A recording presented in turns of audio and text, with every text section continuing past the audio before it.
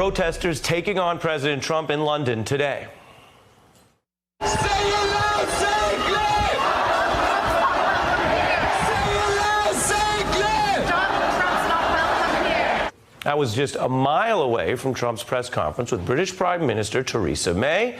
And there was so much more, including something you may have heard about. This little guy, or big guy, depending on how you look at it, a somewhat notorious 20-foot diaper-clad inflatable Trump baby clutching his own little inflatable cell phone.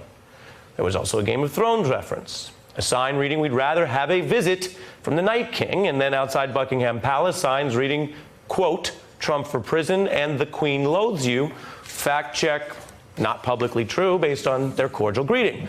Now, the protests raged throughout Trump's press conference, and he did what he does, not rise above it, not engage in diplomacy with a special ally. No, he broke ground by going to this country and attacking the mayor of London for a poor job, then talked up his tariff threat to Mexico, and then claimed the protests you see here with your own eyes in the country that he was visiting, where he is a visitor, well, he said it's not even real. Even coming over today, there were thousands of people cheering. And then I heard that there were protests. I said, where are the protests? I don't see any protests. I did see a small protest today when I came, very small. So a lot of it is fake news, I hate to say. And I didn't see the protesters until just a little while ago, and it was a very, very small group of people put in for political reasons. So it was fake news. I'm joined by Harvard professor Leah Wright Rigueur and White House columnist for The Hill, Niall Stanage. Niall, what does it all mean? Well, I mean, what it means for a start is that President Trump continues to believe that the statement of facts is in some way a smear against him. I mean, there were protesters there. It's not fake news. It's the evidence of our own eyes. And the other thing I would say, Ari, is that this visit reminds me how expectations for the president have been lowered internationally as well as domestically. The mere fact that he didn't, as he has done in the past, retweet quasi-fascists, or didn't declare, as he has done in the past, that areas of London are no-go areas is seen as some kind of victory. The fact that Donald Trump did not create a major international incident is cause for us all to shout hurrah and break out the gin and tonics. I mean, it's a very peculiar environment that we're in, I think. While we're fact-checking, take a listen to how some of this was covered on Fox News. And here comes Ivanka and John Bolton. And some security. The National Security Advisor and Ivanka Trump walking across together. Does that sound like some booing? Yeah, it does. And it's not for Ivanka, it's for John Bolton, and he loves it. Do you know, is there a special sort of, like, eyeglasses you can get so you know who the boos are for when you're covering a live event?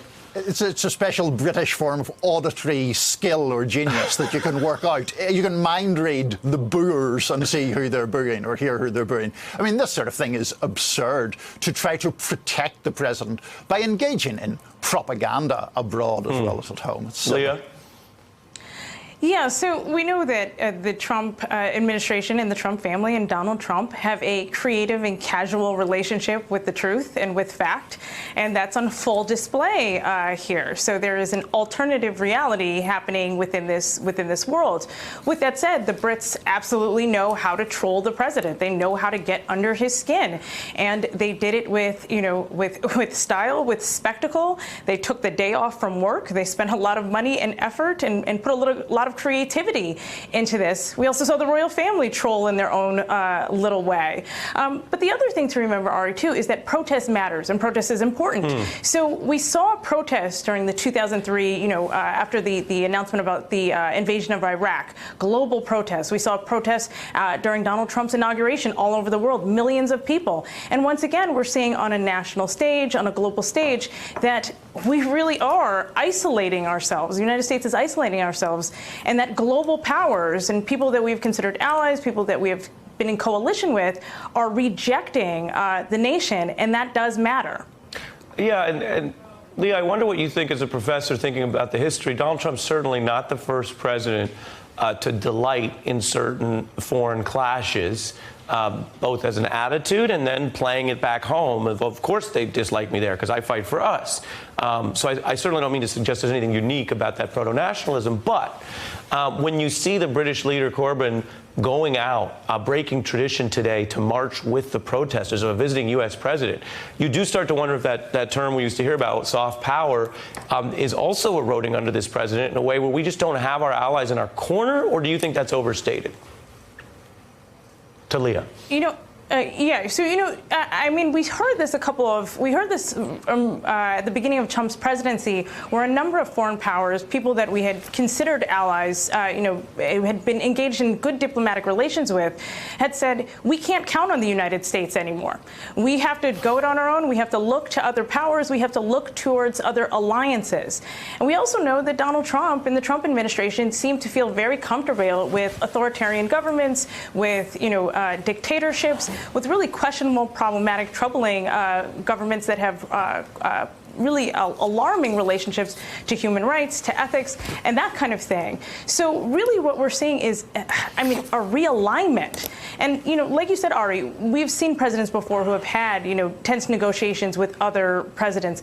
I don't know that we have seen something of this magnitude in the current moment, and that should be cause for alarm. I'm almost out of time here now, but I did want to hear your accent one more time. All I can say about Donald Trump and London area is there ain't no love in the heart of the city. Wow. Ain't no love in the heart of the city. Ain't no love in the heart of town. A Jay-Z remix of, who was the original? I'm not sure. It was, the name's escaping me now. It was a soul singer of the 70s. A soul singer of the 70s. Can I phone a friend? It's not coming back to me, so you'll have to. The control room is telling me not only can I not phone a friend, but I'm out of time, which I did preview. I love the reference. Do we have it? No. No, we don't have it. The news is fast, but not that fast. If you are watching this and you have Twitter, please tweet at The Beat with Ari. Tell us the answer. There are reports coming in that it may be Bobby Bland. We need a second source, but that's what we're hearing. Hey, I'm Ari Melber from MSNBC. You can see more of our videos right here, or better yet, subscribe to our YouTube channel below. You could have been anywhere in the world, but you're here with us, and we appreciate that.